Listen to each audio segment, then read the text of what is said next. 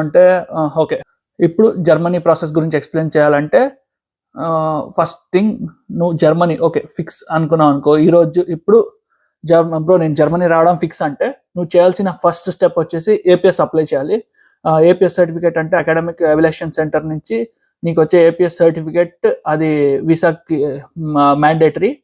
And అన్ని documents certified ఉన్నాయా లేదా అని ఒక సర్టిఫికేట్ వస్తది. సో అది మ్యాండేటరీ అనమాట. అండ్ ఏపీఎస్ ప్రాసెస్ అప్లై చేస్తే 1 month లో రావచ్చు లేదా 1 year తీసుకోవచ్చు. So it's better to apply as soon as possible. And APS process అవ్వంగానే you need to focus on IELTS band 6 mandatory వీసాకు.